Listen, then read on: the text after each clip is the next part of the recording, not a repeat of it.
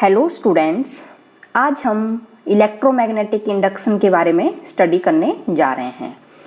Electromagnetic induction में students देखो क्या होता है, is the phenomena of production of electric field with the help of wearing magnetic field.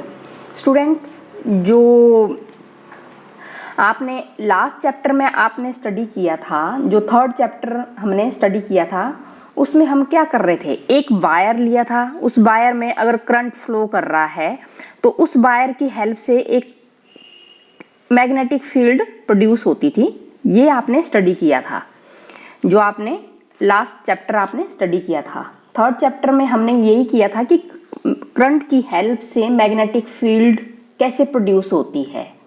और ये जो इलेक्ट्रोमैग्नेटिक इंडक्शन वाला जो चैप्टर आप स्टडी कर रहे हैं, इसमें हम मैग्नेटिक फील्ड की हेल्प से करंट कैसे प्रोड्यूस करेंगे। ठीक है, मैग्नेटिक फील्ड की हेल्प से करंट कैसे प्रोड्यूस करते हैं, इसके बारे में हमने यहाँ पर स्टडी करना है। तो स्टूडेंट्स, सबसे पहले आपके पास यहाँ पर फैराडे एंड हेनरी एक्सपेरिमेंट। सबसे पहले किसने ये एक्सपेरिमेंट शो किए थे, आपको पता होना चाहिए, फैराडे एंड हेनरी एक्सपेरिमेंट्स। तो यहाँ पर फैराडे ने सबसे पहले ये सोचा कि क्यों ना हम विदाउट बैटरी, हम बैटरी का यूज़ ना करें।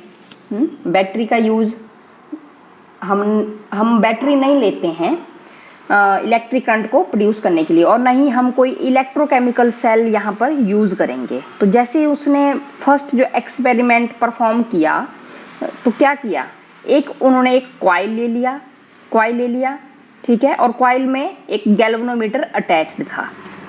आप देख रहे हैं डायग्राम में, यहाँ पर ये कॉइल लिया है, total number of turns are bound on the coil, और कॉइल के साथ क्या अटैच्ड है, एक गैल्वेनोमीटर।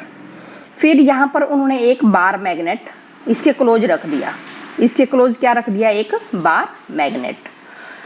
और जो सेकंड जो डायग्राम था उसमें भी उन्होंने ये एक कॉइल ले लिया, कॉइल के साथ गैल्वेनोमीटर अटैच्ड था, और एक इलेक्ट्रोमैग्नेट, ये क्या ले लिया, इलेक्ट्रोमैग्नेट। तो स्टूडेंट्स, उन्होंने जैसे ये आप इस डायग्राम में देख रहे हैं, एक कॉइल ले लिया और उसके पास उन्होंने एक बार मैग्नेट यहाँ पर प्लेस कर दिया। तो उन्होंने क्या ऑब्जर्व किया कि जैसे ही आपने जो बार मैग्नेट और इलेक्ट्रोमैग्नेट बिल्कुल रेस्ट में थे, ठीक है, एज इट इज ऐसे रख दिया, ठीक है, आप लाए, ये जैसे मान लो ये आपके पास मान लो एक कॉइल है और ये मैग्नेट है, ऐसे रख दिया। तो उन्होंने ऑब्जर्व किया कि कुछ भी नहीं हो रहा है जब ये बार मैग्नेट और इलेक्ट्रोमैग्नेट किसमें है, रेस्ट में है। तो गैल्वेनोमीटर, आपको पता है कि गैल्वेनोमीटर कोई डिफ्लेक्शन शो नहीं करेगा, क्योंकि गैल्वेनोमीटर का यूज़ आपको पता है, it is used to measure a small electric current which is flowing in the circuit. कि स्मॉल इलेक्ट्रिक करंट जब फ्लो करता है सर्किट में तो उसी को ही डिटेक्ट करता है गैल्वेनोमीटर। तो उन्होंने क्या किया कि जैसे ही बार मैग्नेट और इलेक्ट्रोमैग्नेट को ऐसे रेस्ट में रख दिया तो गैल्वेनोमीटर ने कोई डिफ्लेक्शन शो नहीं किया। जैसे ही बार मैग्नेट और इलेक्ट्रोमैग्नेट को कॉइल की तरफ मूव करने लगा, ठीक है, जैसे ये है, ये आपका मान लो बार मैग्नेट है, इसको कॉइल की तरफ जैसे ही यूं करके ऐसे मूव किया तो गैल्वेनोमीटर डिफ्लेक्शन शो करना शुरू किया उसने। जैसे यूं करके मैं इसको ऐसे मूव कर रही हूँ, अगर इसके क्लोज ले जा रही हूँ तो गैल्वेनोमीटर डिफ्लेक्शन शो करने लगा, तो वो जो उसकी नीडल है वो अपने आप ही मूव करने लगी। तो इसका मतलब ये हुआ कि जो कॉइल है सेकंड में, उसमें क्या हो रहा था, करंट फ्लो हो रहा था। जैसे ही बार मैग्नेट को हम दूर ले गए कॉइल से, तो उस केस में भी ऐसा ही हुआ, गैल्वेनोमीटर अगेन डिफ्लेक्शन शो करना लगा, लेकिन अपोजिट डायरेक्शन में करंट फ्लो करना स्टार्ट हुआ। ठीक है, जैसे हम आगे ले जा रहे हैं तो डायरेक्शन करंट की अलग होगी, अगर पीछे ले जाएंगे तो उसके अपोजिट डायरेक्शन में करंट फ्लो करना स्टार्ट हुआ। तो इसका मतलब अगर मैं इसको क्या करूं, बार मैग्नेट और इलेक्ट्रोमैग्नेट को मैं रैपिडली मूव करूं, जल्दी जल्दी मैं इसको मूव करती हूँ तो अगेन वहाँ पर डिफ्लेक्शन भी गैल्वेनोमीटर में कैसे होने लगी, लार्ज, ठीक है, लार्ज डिफ्लेक्शन यहाँ पर शो करने लगा गैल्वेनोमीटर। तो यहाँ से यही एक कंक्लूजन निकला कि जो रिलेटिव मोशन है बिटवीन कॉइल एंड मैग्नेट, उसकी वजह से यहाँ पर क्या हो रहा था, इंड्यूस्ड करंट इंड्यूस हो रहा है कॉइल में, induced current flow in the coil.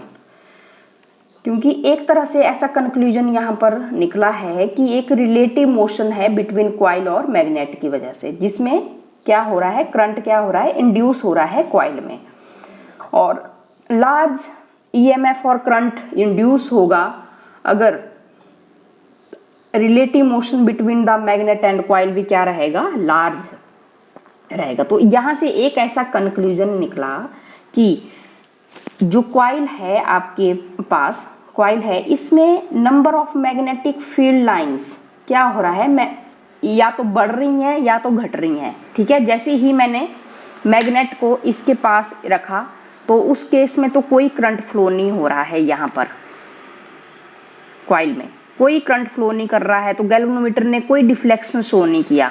लेकिन जैसे ही मैंने इसको इसके पास ले गई, मैं क्लोज ले गई यूं करके मूव करके, तो उसके बाद क्या हुआ कि यहाँ कॉइल में करंट फ्लो करना स्टार्ट हो गया। मतलब एक तरह से ईएमएफ यहाँ पर इंड्यूस हो गया। ईएमएफ इंड्यूस होने का मतलब है कि यहाँ पर करंट फ्लो हो रहा है कॉइल सेकंड में। ये कैसे पता लगा, तो यहाँ से ये पता लगा कि जो मैग्नेटिक फील्ड लाइंस हैं कॉइल में, या तो वो बढ़ रही हैं, जैसे मैं इसको मैग्नेट को इसके पास ले जा रही हूँ तो मैग्नेटिक फील्ड लाइंस क्या हो रही हैं, इंक्रीज, बढ़ रही हैं। इसके अंदर से maximum number of magnetic lines enter हो रही है जब मैं मैग्नेट को इसके पास ले जा रही हूँ, तो बढ़ने पर, ठीक है, तो जो मैग्नेटिक फ्लक्स है वो इसका चेंज हो रहा है, और फ्लक्स चेंज होने के बाद ही यहाँ पर करंट क्या हो रहा है, इंड्यूस हो रहा है। अब मैं मैग्नेट को दूर ले जा रही हूँ ऐसे करके, तो यहाँ पर जो मैग्नेटिक फील्ड जो लाइंस हैं वो डिक्रीज हो रही हैं, कम हो रही हैं, धीरे धीरे कम हो रही। जैसे मैं दूर ले जा रही हूँ, दूर ले जाने पर भी मैग्नेटिक फ्लक्स क्या हो रहा है, चेंज हो रहा है, और मैग्नेटिक फ्लक्स चेंज होने पर ही यहाँ पर ईएमएफ इंड्यूस हो रहा है और करंट फ्लो कर रहा है। और करंट फ्लो कर रहा है, इसका पता हमें कहाँ से पता लग रहा है, गैल्वेनोमीटर, क्योंकि गैल्वेनोमीटर क्या कर रहा है, डिफ्लेक्शन शो कर रहा है। तो ये आपको यहाँ से पता लगा। तो इसका मतलब ये हुआ कि जो मैग्नेटिक फील्ड लाइन, कैसी मैग्नेटिक फील्ड लाइन है, चेंज हो रही है मैग्नेटिक फील्ड लाइन, या तो बढ़ रही है या तो कम हो रही है। अगर मैं बार मैग्नेट को इसके पास ले जा रही हूँ तो बढ़ रही हैं, अगर मैं इसको दूर ले जा रही हूँ तो वो घट रही हैं। तो एक तरह से वो जो फ्लक्स है वो क्या हो रहा है, चेंज हो रहा है। Change in magnetic field lines, change का मतलब ही है कि मैग्नेटिक फील्ड लाइन या तो बढ़ रही हैं या तो घट रही हैं, वो कांस्टेंट नहीं है। अगर पास में ले जा रही हूँ तो बढ़ रही हैं, अगर दूर ले जा रही हूँ तो वो घट रही हैं। तो उसकी हेल्प से ही क्या हो रहा है, यहाँ पर इलेक्ट्रिक करंट प्रोड्यूस हो रहा है, ठीक है। तो change in magnetic field lines की हेल्प से ही हमने इलेक्ट्रिक फील्ड को जनरेट करना है। यहाँ पर फैराडे और हेनरी ने कोई बैटरी यूज नहीं किया, कोई इलेक्ट्रोकेमिकल सेल नहीं यूज किया, कि जिसकी हेल्प से हम क्या कर रहे हैं, यहाँ पर करंट प्रोड्यूस कर रहे हैं। उन्होंने एक सिंपल सा, मैंने बता दिया आपको कि एक कॉइल ले लिया और एक बार मैग्नेट ले लिया, एक कॉइल ले लिया और ये एक गैल्वेनोमीटर ले लिया। तो मैग्नेटिक फील्ड लाइन क्या हो रही है, चेंज हो रही है। जैसे मैं इसके क्लोज ले जा रही हूँ तो मैग्नेटिक फील्ड लाइन बढ़ रही हैं, इसको मैं दूर ले जा रही हूँ तो कम हो रही हैं। तो change in magnetic field line की हेल्प से ही क्या हो रहा है, यहाँ पर करंट जनरेट हो रहा है। तो उनका यही मोटिव था कि क्या हम without battery, without electrochemical cell, क्या इलेक्ट्रिक करंट को जनरेट कर सकते हैं। तो उन्होंने ये एक मैग्नेट ले लिया और मैग्नेट की हेल्प से वो करने लगे एक्सपेरिमेंट परफॉर्म। तो मैग्नेटिक फील्ड, ठीक है, अगर बढ़ेगी तो करंट भी बढ़ेगा, अगर मैग्नेटिक फील्ड घटेंगी तो करंट भी कम होगा। तो मतलब ये एक तरह से क्या हुआ कि change in magnetic field lines, कि जब ये चेंज होंगी मैग्नेटिक फील्ड लाइंस तो उसी की हेल्प से ही ईएमएफ क्या होगा, इंड्यूस होगा। EMF electromotive force, electron motion में आ जाएंगे, ईएमएफ इंड्यूस होगा तो जिसकी वजह से करंट क्या होगा यहाँ पर जनरेट होगा। तो यहाँ से और नेक्स्ट जो एक्सपेरिमेंट परफॉर्म किया इसमें भी उन्होंने यही बताया कि क्या किया है, 2 कॉइल्स ले लिए हैं। यहाँ पर डायग्राम में आप देख रहे हैं 2 कॉइल्स ले लिए हैं और कॉपर वायर आपने बाउंड कर दी है और एक ये वुडन का कोर यहाँ पर इन्होंने फॉर्म किया है। तो इस डायग्राम में आप देख रहे हैं और जो कॉइल्स हैं वो कनेक्टेड हैं एक दूसरे के साथ। ये प्राइमरी कॉइल है और ये सेकेंडरी कॉइल है। जो ये बैटरी है और ये की है। प्राइमरी कॉइल को आपने इसकी हेल्प से आपने कनेक्ट किया है। जो एक कॉइल है उसको आपने बैटरी और की हेल्प से आपने इसको कनेक्ट किया है, उसको प्राइमरी कॉइल का नाम दिया है। और जो सेकंड जो कॉइल है उस वहाँ पर आप देख रहे हैं वहाँ पर एक गैल्वेनोमीटर आपने अटैच्ड किया है, इसको आप सेकेंडरी कॉइल यहाँ पर बता रहे हैं। जैसे ही की को आपने प्रेस किया यहाँ पर तो जो गैल्वेनोमीटर है किसमें, सेकेंडरी सर्किट में, वो क्या कर रहा है, एक मोमेंट के लिए उसने डिफ्लेक्शन शो किया, बिल्कुल स्मॉल कुछ फ्रैक्शन ऑफ सेकंड्स के लिए ही उसने क्या किया, डिफ्लेक्शन शो किया। जैसे आपने यहाँ पर की को क्या किया, क्लोज किया और एकदम से वो किस में आ गया, रिटर्न टू 0। और जैसे ही मैंने पहले तो हमने क्या किया, की को यहाँ पर क्या किया आपने प्रेस किया तो जो सेकेंडरी सर्किट में जो गैल्वेनोमीटर अटैच्ड है वो डिफ्लेक्शन शो करना उसने शुरू किया, ठीक है। मोमेंट्री डिफ्लेक्शन हुआ और एकदम से वो 0 पर भी आ गया। और जैसे ही आपने क्या किया, उस की को रिलीज़ किया, निकाल दिया उसको बाहर, तो अगेन यहाँ पर जो सेकेंडरी सर्किट में जो गैल्वेनोमीटर अटैच्ड है उसने अगेन मतलब डिफ्लेक्शन शो किया, लेकिन अपोजिट डायरेक्शन में था। हाँ, जो पहले वाली डायरेक्शन थी उससे अपोजिट डायरेक्शन में, तो अगेन फिर वो 0 पर आ गया।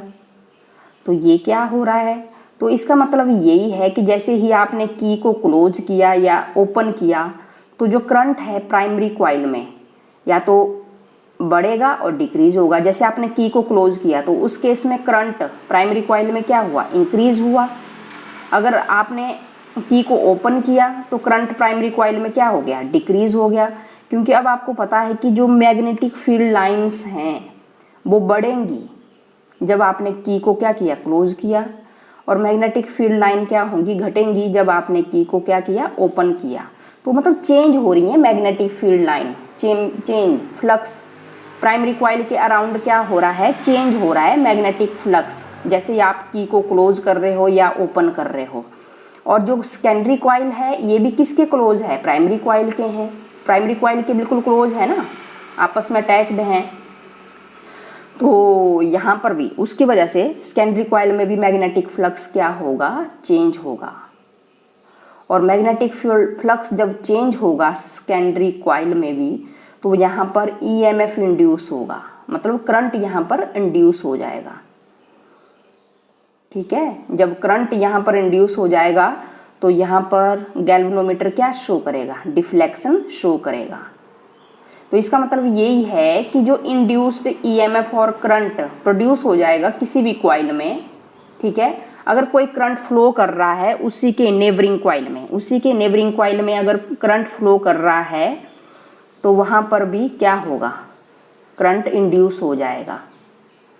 क्योंकि number of magnetic field lines क्या हो जाएंगी, चेंज हो जाएंगी, या तो मैग्नेटिक फील्ड लाइंस बढ़ेंगी या तो घटेंगी। तो यहाँ से यही कंक्लूजन निकला कि change in magnetic field lines, change in या तो मैग्नेटिक फील्ड लाइन बढ़ रही हैं या तो घट रही हैं, उसकी वजह से ही change in magnetic field lines flux क्या होगा, आपका चेंज होगा। और फ्लक्स चेंज होने के बाद ही ईएमएफ क्या होगा, इंड्यूस होगा, कि करंट फ्लो करेगा किसी भी सर्किट में। तो ये बिल्कुल आपको ये समझ आ गया होगा, ये जो एक्सपेरिमेंट परफॉर्म किए थे किसने, फैराडे और हेनरी एक्सपेरिमेंट, बिल्कुल इजी है। इनको आप थोड़ा सा इसको अगर आप अच्छे से ध्यान से इसको स्टडी करेंगे तो आपको बिल्कुल ये समझ आ जाएगा कि इस चैप्टर में आप क्या स्टडी करने वाले हो कि मैग्नेटिक फील्ड लाइंस की हेल्प से करंट कैसे जनरेट करना। ठीक है, अगर मैग्नेटिक फील्ड लाइन बढ़ेंगी करंट इंक्रीज होगा, अगर मैग्नेटिक फील्ड लाइन घटेंगी तो करंट क्या होगा, डिक्रीज होगा। तो इसका मतलब ये है कि मैग्नेटिक फील्ड लाइन कांस्टेंट नहीं है, या तो बढ़ेंगी या तो घटेंगी। तो मैग्नेटिक फ्लक्स क्या होगा, चेंज होगा, और मैग्नेटिक फ्लक्स चेंज होने पर ही ईएमएफ और करंट क्या होगा, इंड्यूस होगा किसी भी सर्किट में। और गैल्वेनोमीटर आपने इसलिए यूज़ किया है क्योंकि गैल्वेनोमीटर की प्रेजेंस में आपको पता लग जाएगा कि सर्किट में से करंट फ्लो कर रहा है कि नहीं कर रहा है। अगर वो गैल्वेनोमीटर डिफ्लेक्शन शो करेगा तो आपको पता लग जाएगा कि सर्किट में क्या कर रहा है, करंट फ्लो कर रहा है। ओके।